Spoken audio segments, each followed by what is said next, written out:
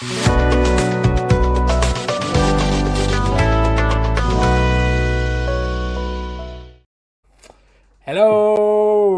everybody, and welcome back to the Chronicles podcast, episode 21, ladies and gentlemen, boys and girls, children of all ages.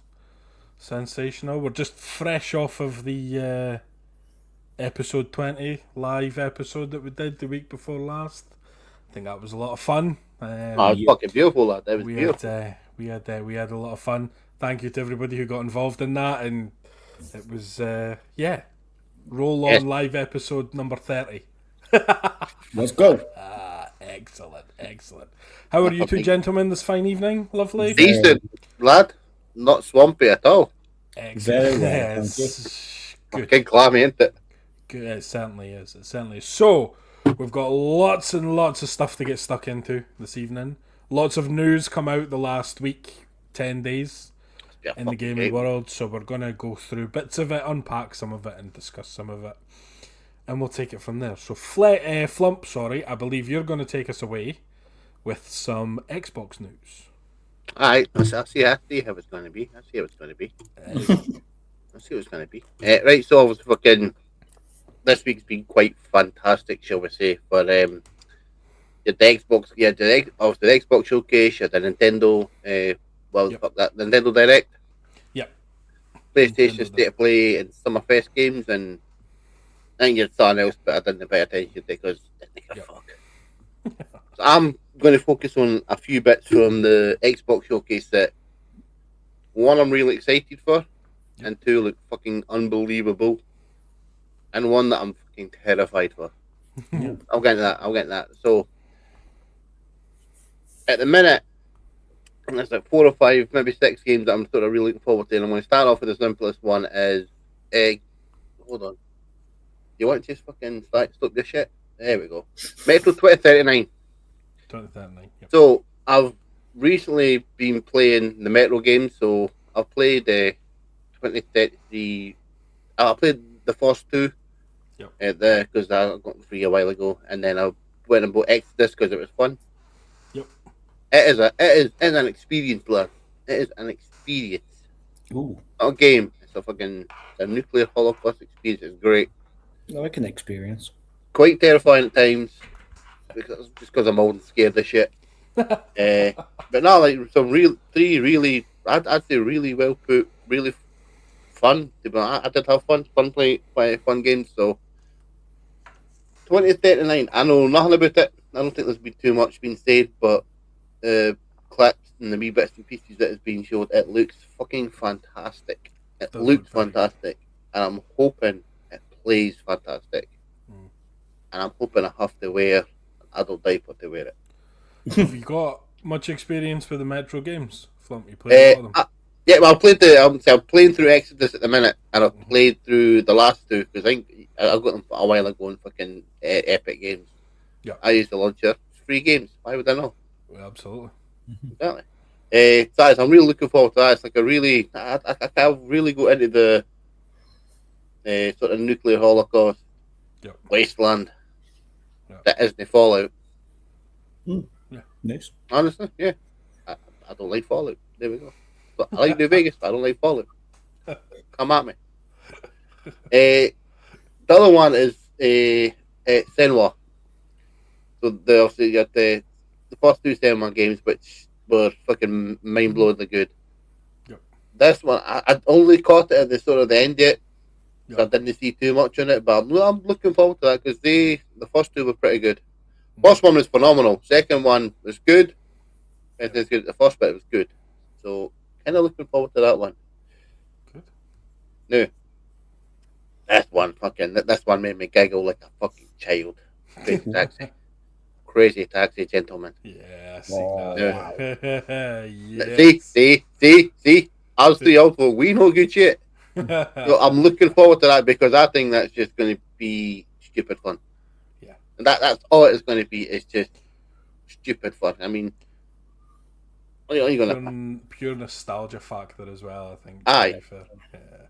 Nostalgia factor, but see at the same time, it's just going to be hilarious. Yeah, just fun. Yeah, absolutely. Flying around the city just in a taxi. Like, it sounds boring, but no, No, it was never boring. It was never boring. You're right. Exactly. You're right. No, I'm saying going in the taxi. It sounds boring, but is it? Fuck. It is boring from experience. Yep. Yeah, I mean, if you're driving one, yeah, but if you're in one, Yeah, you used as long to as be a you're taxi driver. I can tell you, it's not as fun as Man's it is still on the got the video time. game. that's because you want to fly around at 50, 60 mile an hour, fucking drifting everywhere. If you'd been that, maybe it would have been different. True, very true, very true. So another one there is it's called. Let's see, this name kind of the Magician's the Devil's Deal. Okay. I was watching the trailer for it.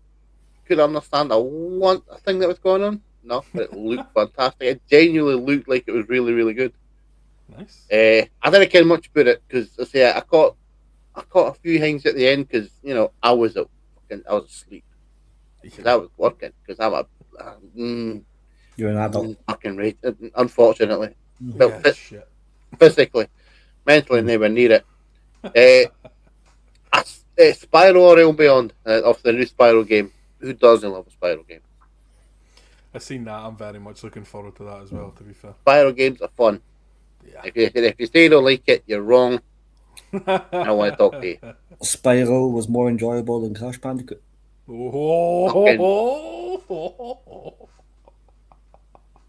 That's the car. That's right. That's I fucking like true, though. It's fucking true. Crash Bandicoot was boring as shit. Yep. But then Crash Bandicoot is probably more iconic than Spyro, and is probably remembered more fondly than Spyro. But I agree. I think the games were better. I totally agree. Spyro was better. Yep. If you disagree, I'm happy to fight you. Yeah. Fuck Oh, that didn't take long. 7 minutes and we're off to the fight. Excellent. Yeah. It's D&D. It's dynamite. Oh, God. Bro. So, the one game that I could never properly get in. I keep trying is Elder Scrolls Online. Okay. Fucking love the Elder Scrolls. I love Skyrim, I love the Oblivion. Yeah. But the Elder Scrolls Online, it should grab me. It just doesn't, and it bothers me.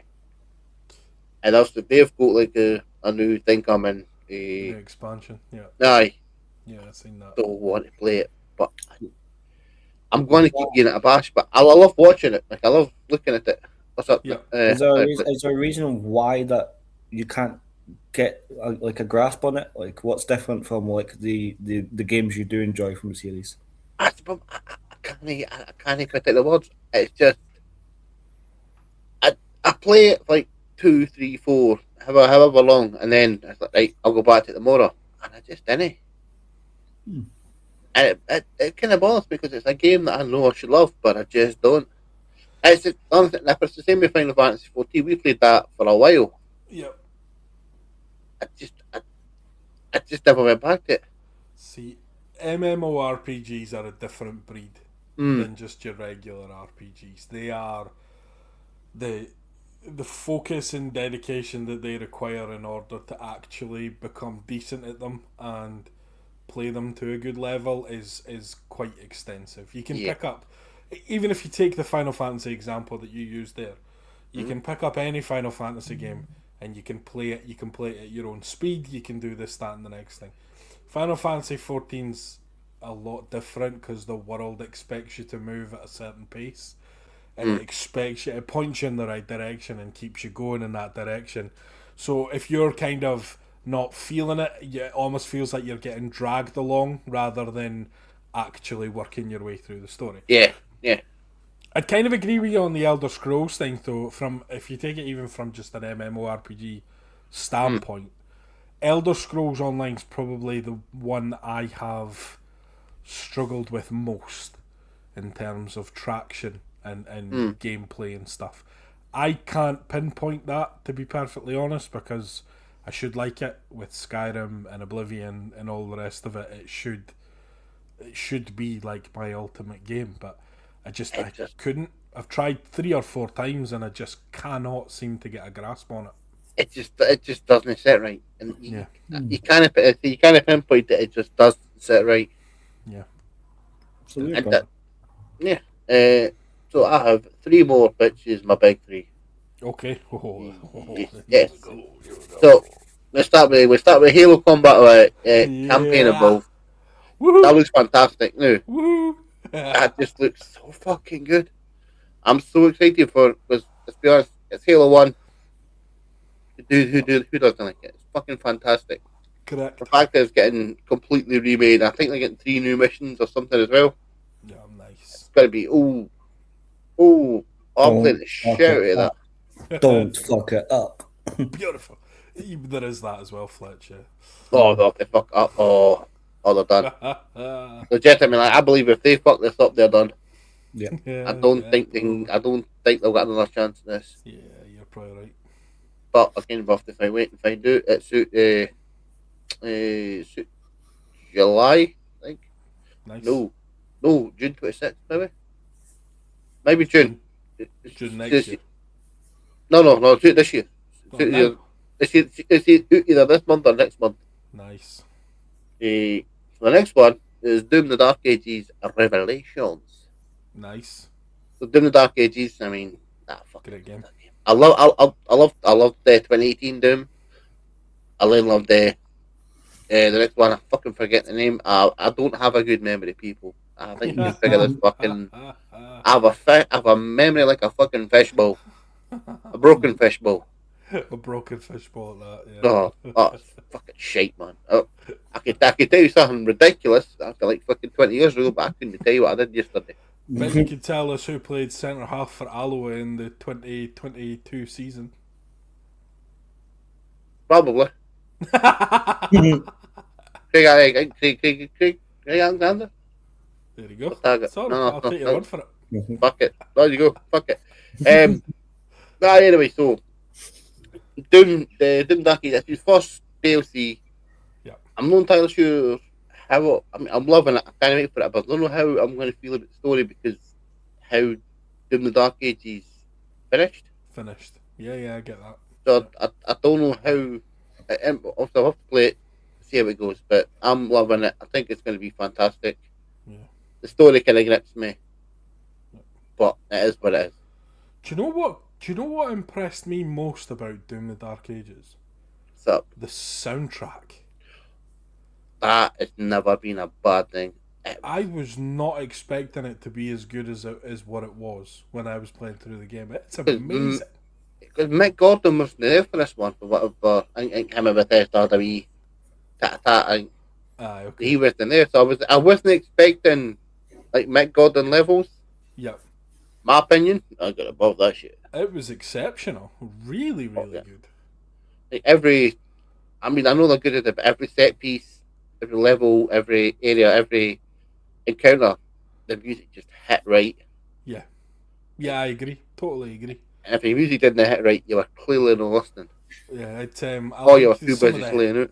The heavier parts as well, when it was like heavy actions, that just fitted in so well. You had the heavy music and you just had the flow state. It was just Yeah, that's a good way of describing it. A flow state. Yeah, exactly.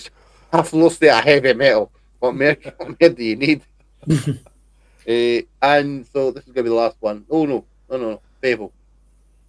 I've got two more. Kind of count. Fable. I'm so fucking looking forward to this, but I'm so fucking scared. So scared. Terrified. Terrified they'll fuck it up. Yes. Yeah. God, I have such high hopes for this. So Fable 1, Fable 2, Fable 3. Yeah. Fucking phenomenal games. Yeah, I love them. When Flumpy was younger, I don't think he was ever a child, but he was younger. I fucking adored these games. Yeah. Like, legitimately, I loved them. I think it was 2 or 3. You got a dog, and your dog died. That's the second one. Second one, I got a DLC just to bring back the dog. Yeah. That's it. I wanted that dog. That dog was fucking quality. But day 3 was just, I just loved them so much, and then seeing how it's going to look now. Yep. Then obviously you got Haley Atwell as the main villain. That's right. Aye. That's like 86% sold it for me. Yeah, I thought it might. But that I'm also wondering how that's going to go as well, because it's a villain, but she thinks she's a hero. Yeah. We'll see how it plays out. But I've got incredibly high hopes, but incredibly high fears for it. Yeah, I'm very excited for that as well, to be honest. I will be playing the living fuck out of it though. Oh, yes.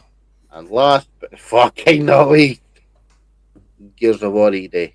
Yeah. The one thing I have been looking forward to for a long fucking time. 1, 2, 3, 4, 5. It was a wee spin off there as well. Well, that it was so. Come on, Fletch. Any to fart, lad. If that's not for listening, it's great. But no, really looking forward to, because obviously it goes back. It's at the start of the fucking Locust War, so that's going to be an interesting. Because so Dom's there. Obviously, Ty's coming back, so that's going to be good. Ty was fucking good people. Yeah. I'm interested to see how that plays out. The main thing, the campaign is going to be phenomenal. That's not going to be an issue. Yep. But what got me, what fucking got me, is 12 player. 12 player siege mode. Whoa. Yeah. 12. That is unbelievably ambitious. And you know what? I'm fucking here for it. 100%. I don't have 12 friends, but I'm going to fucking make a living. Yeah, we'll find them. We'll find them. I'm looking. I think that's probably what I'm looking forward to most, because of the multiplayer. I wasn't a multiplayer fan, I wasn't a PvP fan in Gears, because I was shite. Yeah. That fucking god awful. But Siege mode in it. Yeah. Some of the best times you'll have in your life. Yeah, no, definitely. I've only ever finished a full set one. Fucking beautiful. Yeah, absolutely. You're beautiful. Man, I'm fucking sexy, mate. Pipe down. But that's really it, because there's nothing else that I'm really looking forward to on the Xbox game. That was it. That's my showcase.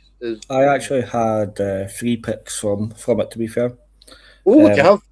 One of them, obviously, you already discussed, which was Metro. Yeah. I've actually not played other games, but just seeing that trailer, I was like, ooh. So that's interested me and made me think about going back to play the games. So yeah.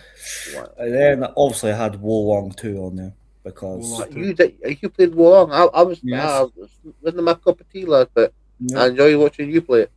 And the last one, which is going to be a shock, is the new Call of Duty, but for the whole DMZ 2.0 part, because I was a big DMZ player when on the original. All right. Inform me about the DMZ 2.0. I know nothing about this. Yeah, so did you ever play the first DMZ? Oh, yeah, loved it. It was fun. So they're bringing it back in a new updated fashion.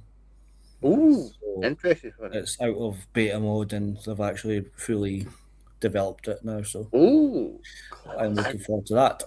Yeah. So that's my favorite. Fair play to you, lad.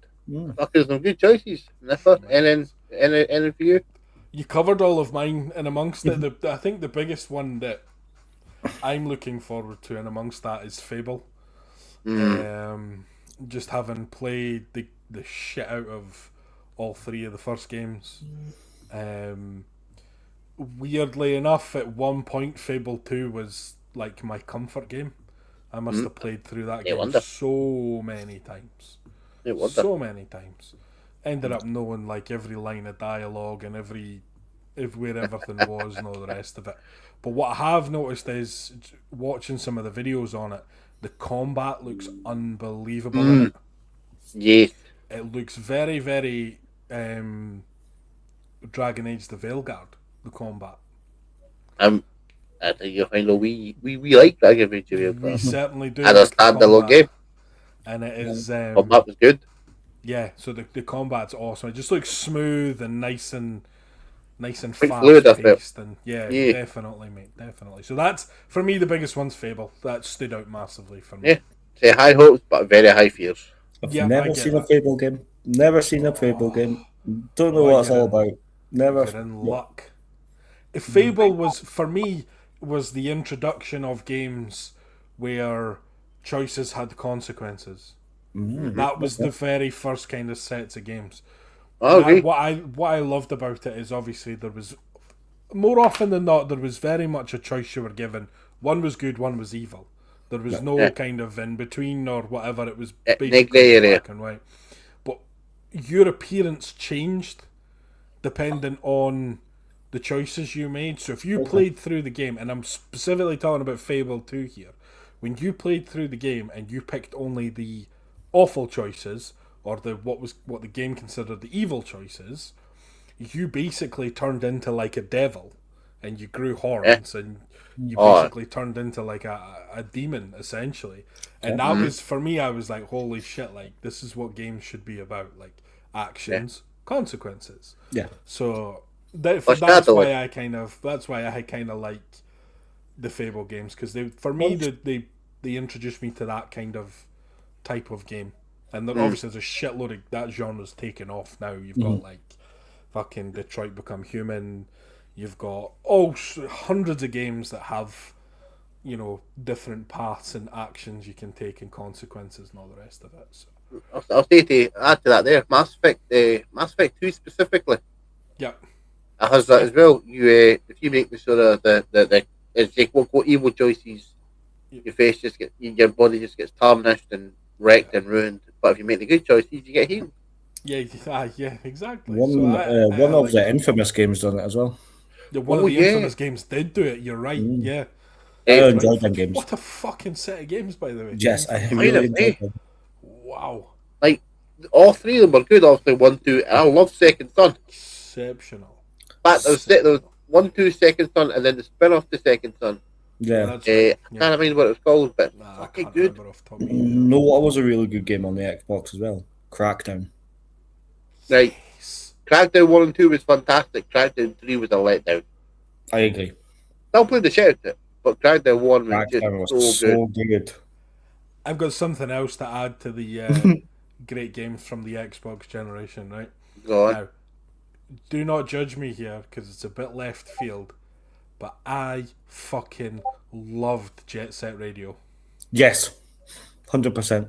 And I will die on that hill. I could not care less. I fucking loved that game. Well, you won't be alone on that hill because James will join on that hill as well. Oh, I loved it. Absolutely loved it. It was exceptional. Absolutely exceptional. Okay. I would say the only other thing I want to add to the Xbox stuff is Gears of War. If there's going to be a Gears of War game, I need Coltrane, baby. I need the Coltrane. Right, excellent. No. Again, Doctor, EA is not going to have Coltrane, or will it? See, I hope so. Me too. I hope so. I thought he was by far one of the best sort of side characters in that franchise. Coltrane was the fucking man. Absolutely. He popped on the screen, you go happy. Right. Sorry, I'll quickly finish this. Yes, go. Gears 3. Dom dies. Yeah. And if you think that's a spoiler, spoiler, right? Fuck hell. No, I'm joking. Grow up. Game's about Dom died. but see when he tells fucking Coltrane, I was like, fucking one of the big man, it's fucking into them. Yeah. I wish they started, I just go fucking angry. Yeah, absolutely. I just love Coltrane. I love Coltrane, man. Absolutely love it. Right, so we'll move on from the Xbox. We want the Union Nipper. And I'm going to run us through very brief summary. There'll be bits missing out of this, by the way, because as you said, Flump, if we go through absolutely everything, we'll be here all night. Whatever, yeah. So I'm going to run us through the Summer Games Fest this year, and I'm going to do a very, very quick section on the Nintendo Direct.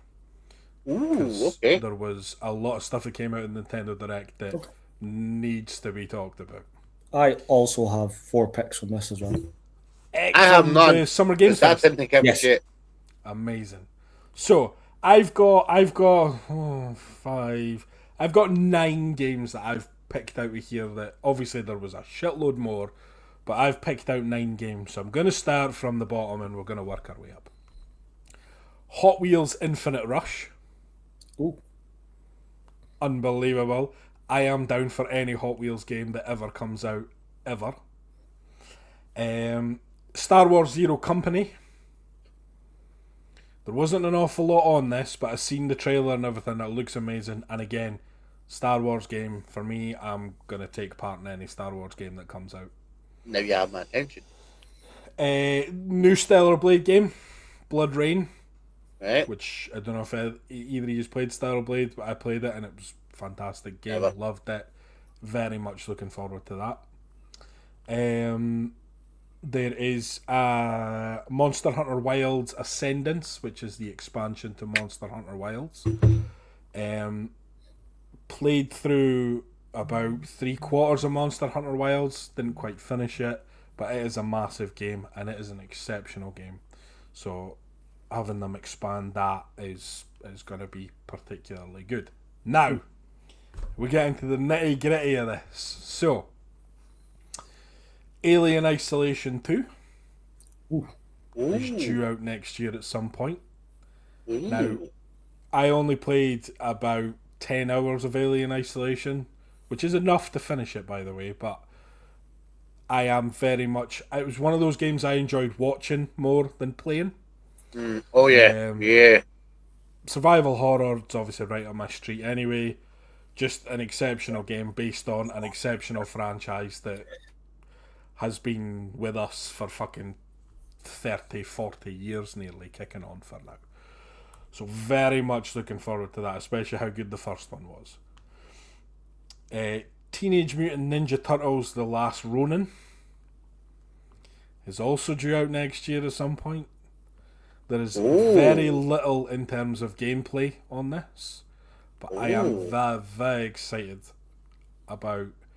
my hopes are, and I don't know if this has been disproven or already been kiboshed or whatever, but my hope is that it's a bit more open world and it's a bit more RPG-ish than what we've seen of TMNT games so far, rather than side-scroll beat-em-up type effort. Yeah. Oh, it has to be. It has to be. Surely. I hope so. Do you know, you pick whatever brother you want and whatever. You just... I don't care what it is, I just hope it's a bit more than a side-scroll and beat-em-up, essentially, is what I'm trying to get at. Guild Wars 3, which is an MMORPG, which I'm currently balls deep in Guild Wars 2 currently, and just I think I'm about 25-30 hours in and I still don't feel like I've scratched the surface of it. It is the most it's a very atypical MMORPG, colourful. You pick your class, you pick your race, big story behind it, save the world, blah blah blah blah blah. Guild Wars 3 looks very good as well from the very little that I've seen of it. So I'm very excited for that. That's the end of next year that's due out. Now, the big two. The fucking big two. For me, so start with Resident Evil Veronica, which is a remake of Resident Evil Code Veronica. Apparently they've dropped the word code out of the title, which is fine. I'm not really asked about that. For me, Resident Evil Code Veronica is one of the most underrated Resident Evil games. It doesn't get the love that the original trilogy get and that the later games get and then the remakes get, and I don't know why, because story-wise it's up there with any of them. Story-wise I'd put it against any of the Resident Evil games.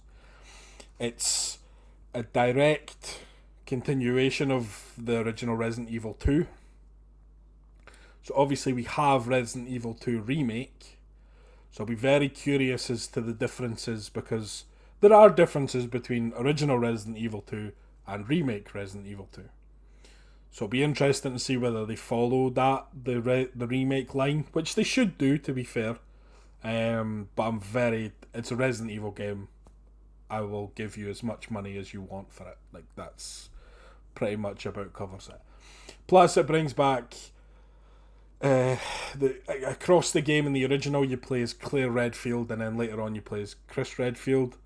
So Claire's been out of the picture Resident Evil wise since RE2.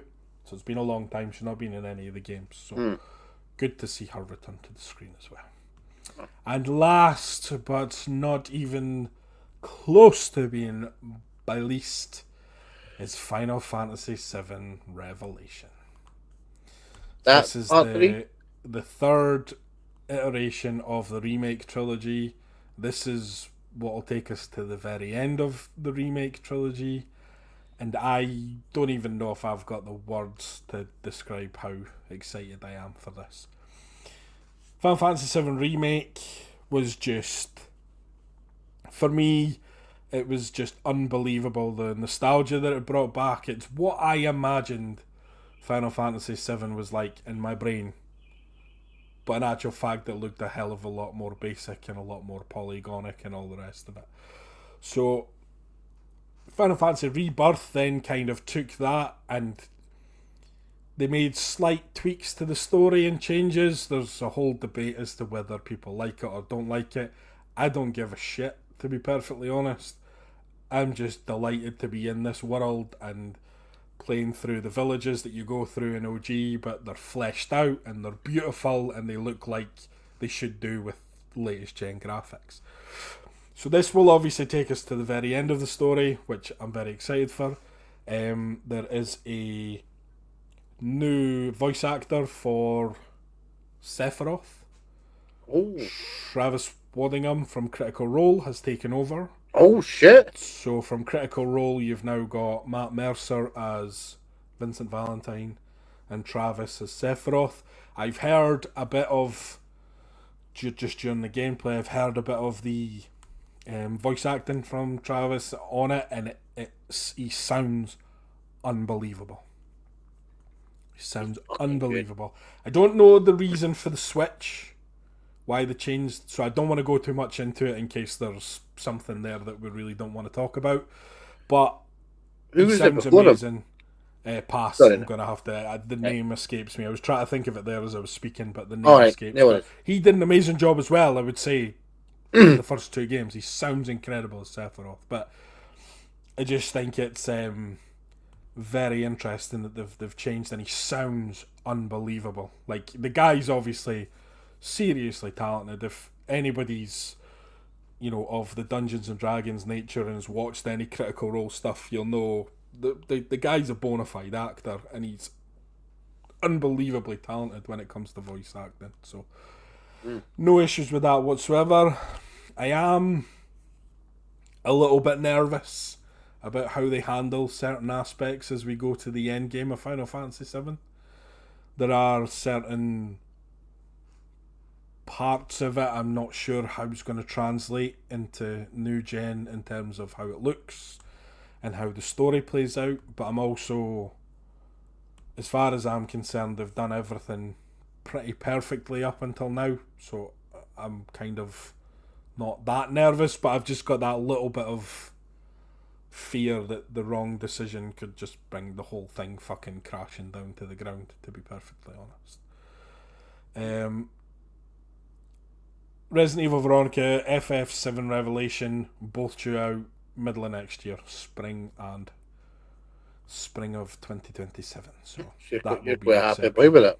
Very much so. Very much so. What were your guys' takes from Summer Games Fest? To be honest with you, I was asleep. I never seen any. I was working. To be honest with you, this week it's kind of shite for me because I'm usually asleep because I work stupid o'clock in the morning. Yeah. So I missed pretty much everything. Oh. I did get the Xbox game showcase on my break at work, so that wasn't too bad. But I do have one question regarding Final Fantasy. Is there a specific reason why they've made it into 3 parts? So I think so, and I think other than the obvious side that there's enough in the game to flesh it out into 3 parts. If you think about it, the original game was on 3 discs. Oh, I didn't again. Now it doesn't follow that. Like, there are different endpoints and different start points, but I think they're just trying to. I think they're trying to take the world that, as much as it was massive to people who played it back then, It was this size in reality, and they've gone, and they've just tried to go fucking look at everything that this could have possibly been. And I think they are very much trying to make it, this is what Final Fantasy VII should have been, but obviously the limitations back on the PlayStation and blah blah blah. That was just like 20 years too early. Too early, essentially. So I think that's why they've done it. I think they've just blown it all up. Now, the only issue you've got with that is you could potentially get a bloated game, and I thought Rebirth over Remake was a little bit bloated.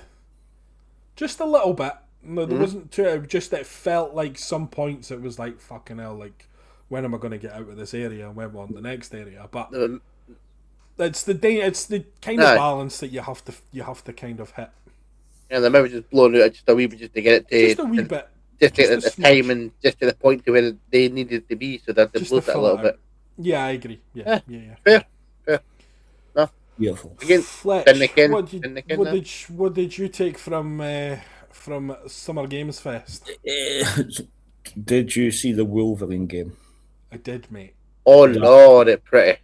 That looks absolutely. It looks pretty. Stunning and violent. The combat looks violent and brutal. Yes. So I'm very interested to see where that goes. Yeah, great show. There was a game called Crossfire that really piqued my interest. It's a cover shooter, sci-fi. It's following two protagonists, which is looking like a nice co-op game for us in the future. Ooh. And a game, I'm leaving the best to last. So a game called Clutch, which is from developers of Forza Horizon that went off and did their own thing, and have made a game that they wanted to, what they wanted Forza to be, but Microsoft poo-pooed it. All right. So that looks very, very interesting as well. So recommend looking at that. Definitely. And my last but not least is Ace Combat 8. Yes, of course. And spoiler alert, if you tune into my Twitch tomorrow about 8 p.m, you will see why I'm picking Ace Combat 8, because I will be playing Ace Combat 7 on stream. Below. So yes, Ace Combat 8 is a lot of good memories of playing the previous ones. And like I say, I really enjoy them. So you're going to find out why when I play Ace Combat 7 tomorrow on stream. Amazing. Looking forward to that, mate. It's good to have you back streaming as well, on a side note. Yes, I am making a comeback. It's good to see. The magnificent return. Yeah. Before I hand to you, Fletch, to run through the topic that you've brought us course, man. I just very quickly want to run through some of the headlines from Nintendo Direct as well, because as much as it wasn't a bigger thing, some of the things in here need to be talked about, because Nintendo has a place here. In my mind, 100%. So, Star Fox is coming to the Switch 2. Flump. The demo's out for it now. I'm going to have to get me a Switch, ain't I? So it very much looks like it. I had a quick look and it looks unbelievable. It looks outrageously good, so I thought that might pique your interest. Oh, it does. I could just wait for it on YouTube, because I didn't have the money for a Switch. Well, yeah, there is that. I do like me some Star Fox. Yeah, no, absolutely. Onimusha 2 with the sword comes out September 2025 this year. 2025. That would be last year. Fucking hell, we're going back in time. 2026. That looks unbelievable, by the way, in terms of just like I didn't play the first one, but I've seen a bit of the first one, but it just looks different level. The combat looks unhinged. August, Lies of P is coming to the Nintendo Switch. Lies of P is a Souls-like game that follows loosely the story of Geppetto and Pinocchio. It's a bit of a sinister twist on that. If you haven't seen it, check it out. It's my favourite Souls-like game, comfortably, and I love it. Nice. Xenoblade Chronicles Genesis comes out in 2027 for the JRPG fans, Square Enix fans. I'll be all over that because it's a JRPG, so that's your jam. last two very quickly. Kingdom Hearts 4 was announced It out of exists. fucking nowhere. Nowhere. It fucking exists. That's That was all we care about. proper RKO out of nowhere with fucking Kingdom Hearts. So that's amazing. I mean that's a series that I've played so much through as well, and I'm very much looking forward to seeing how they progress that story, or how they might go in a completely knowing Kingdom Hearts, they might go in a completely different direction with this. And last but not least, this needs talked about is Legend of Zelda Ocarina of Time remake Ooh, that's a big one. for the Nintendo Switch 2, which is coming out apparently end of this year. Ooh. So Ocarina of Time is probably one of my very first games that I can remember where I was hopelessly sunk into it. I couldn't get out of it. I couldn't escape it. Unbelievable game. Unbelievable mechanics for a game for that time. And just outrageously good.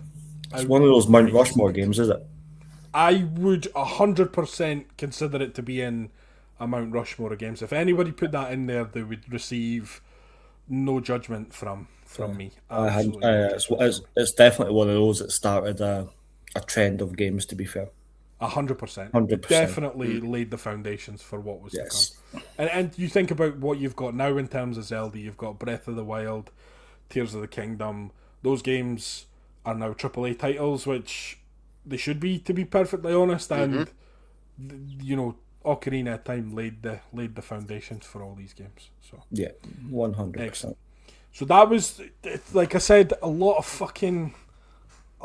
stuff happened this week, the last couple of weeks. So no fucking wrong, lad. We got a bit of a handle on all of it there. So yes, Fletch, I'll hand over to you. You've got a quick little kind of topic of discussion for us, and we'll see what you got. What you got? So I would like to touch on the effects games and communities, not just our communities, have on mental health. Okay. Both the positives and negatives. So a little bit of a discussion point rather than take it a little bit serious. And as you can see, I have got my Andy's Man Club t-shirt on, so we're a way to facilitate this moment. I think as three individuals that are going to put their face out on the internet for people's entertainment, there's also always a pressure that comes with that. And let's be honest, there's good pressures and bad pressures. I think we all go through it, and I would be lying if at one point throughout this journey I've got to a day that we've planned on and went, I can't be fucking arsed for this today. Yep. But for the love of it, we've pushed through. Gaming, obviously, as we've always discussed, it's an escape from reality. Yep. So we could all three of us could happily sit on a game for a couple of hours, but that's great because in that moment we're not thinking about what's going on. But when we stop, we're back snapped into reality. And it's at moments after we finish gaming and we need to I think as a trio, or I think everyone really, we need to start thinking about that more. Yep. So what I'm obviously I'm just fucking rambling now, to be fair. It's hard. It's like community pressures of putting more and more out. Yep. And trying to look and sound our best at the same time. It's just so we need to be mindful. Everyone needs to be mindful of not just us, but people in the community, people that watch us, that we are free individuals. We work. We have, some of us have children, and I know what. Now I'm being a bit unfair because I don't think we've ever been pressured into putting stuff out. Yeah, I'd agree. No, but I do understand the pressure I think I think I put a lot of pressure on myself to be doing the next one, the next one. Like, what can we do to do better? Yeah. And I don't think necessarily think that pressure's a bad thing, Fletch. No, That no, it can get to a point where you're potentially putting too much pressure on yeah, yourself. But I think, listen, we do this because we love video games. We do this exactly. because we're three mates, and we do this because it's fun for the most Yes, of part. course, yeah, And we have a laugh while we're doing it. I think I totally take what you're saying though about you always need to you have that moment before you come on where you think, fuck, right, come on, snap into it, let's go, let's before I came on here I was literally sitting eating a pizza, sitting there thinking, right, fuck, I need to think about that, and I need to remember to say that, and I need to remember to say this. And so I do get it. I also think that it's not necessarily a bad thing. If we're on the flip side of that, if we're, asking people to get involved and tell us things and interact with us and view and subscribe and all the buzzwords that come with it, then I think we need to put a bit of that pressure on ourselves in order to put half decent stuff out there. Correct. If it was just us going blah blah blah blah blah blah for an hour, then what's the fucking point? Nobody cares, and I couldn't convince anybody to care. I don't think, to be fair. I was a bit like yourself. I was like working all day. Then I got home and like, oh shit, I've got topics to prepare for, and it's just I just want everyone to be mindful. Even just take a moment, everyone to be mindful of what goes into this, what goes into life, and be a bit more kind to themselves. Yeah. Because gaming is a great escape, but I don't think a lot of people think about that gaming. That's good for a few hours. No one actually really considers that they've got to go back into life, and sometimes that's a bit of a shock because you get the enjoyment and the buzz and the high from your game, and then you're just like, it's kind of like being slapped in the face back to reality, and that's when things start getting a bit real. So that's a good way to put it, Flump. It's like Fletcher's mindful moment here, is it? It's all right. I'm here for it. I like it. No, I'll take it. So that's just what you said there, Fletcher. So I was playing Destiny yesterday. Also the new update suit. Man's happy. Man's happy. Also playing with the wee group that I did play with on there. I think it was a couple of was just shit talking, just having a bit of fun. So as soon as you leave the Discord chat, as soon as the game done off, I was like just sitting here just like this, just like.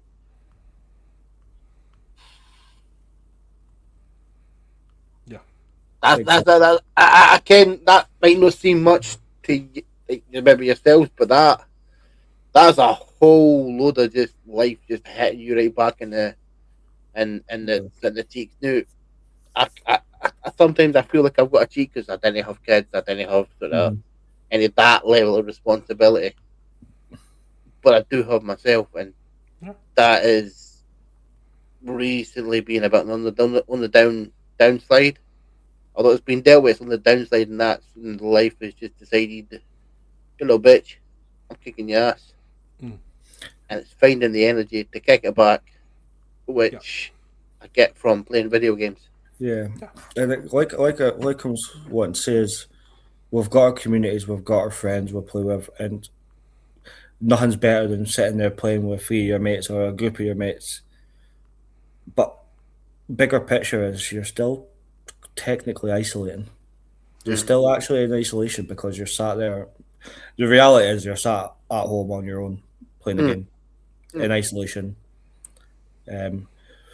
Like you said, you don't have family. That me and Nipper obviously go back. I go through to the bedroom and my partner's there and my kids are there and stuff. And Nipper will go back into the house, and it's being able to realise that and reaching out and just message Flump if you're ever feeling like, well, I mean, I've gone offline, and I'm like, oh shit. No, it's the same. I'm a bit of a weird situation. It's just like literally just me and the cat, which fucking reasons beyond me has been an absolute fucking godsend. Don't know why he sent her, but he did. Because it's just like, cause she'll fuck off it regularly. She's a wee chunky wee outdoor cat, but like she'll go out. I'm just sitting here playing with the game. It's all good. She'll just come back in. Fucking, you'll probably see it and heard it before. The joy in my wee face. Okay. So look, your pal. Oh, she is busy watching the football. I'm not even joking. She's actually watching the football. Yeah, but it's kind of thing. So it's also, I know I'm in a bit of a unique situation, but in the three of us, I say a unique situation. Yeah, it's when life decides to drop its weight back on. You're right though in terms of, you know, you can get knocked down and that's absolutely fine. Everybody gets knocked down at some point in their life, but it's making sure that you realise that, right, actually, do you know what? No, I'm going to fucking kick back. That's enough. And actually getting off your arse and going and doing the things you need to do, or looking after the things that you need to do, or whatever it is, and just making sure that you don't then... Being there's fine, going low's fine, but you need to find a way to bring yourself back up, otherwise it's just easy to fall down the levels.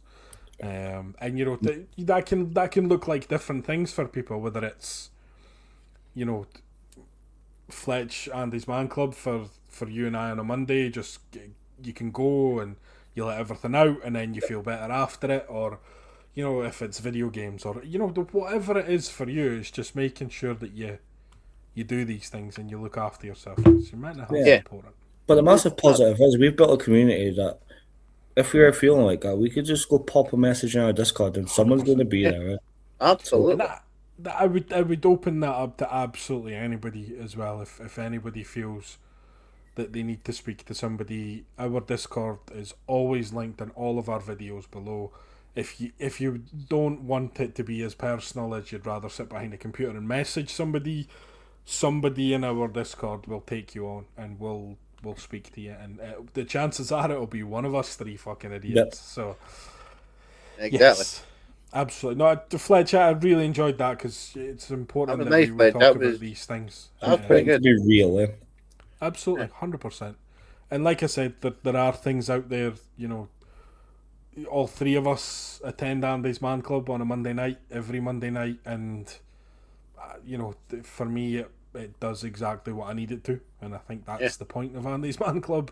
We've had representative of Andy's Man Club on the channel before. He's talked about the what they do, what they can offer, but there is so much help out there. You just need to look for it, and that's the important part. There's no part of this, no place on this world where you're ever truly alone. It might feel like it, and it might seem like it, but it's just not the case. So, correct. On that note, gentlemen, I think we shall finish up for this episode. Yeah. Episode 21 in the books. Done. There we go. Do we want to give a wee spoiler for episode 22? We can, if you would like to give a little spoiler for episode 22. Oh, who's giving the spoiler? Which one? Flump.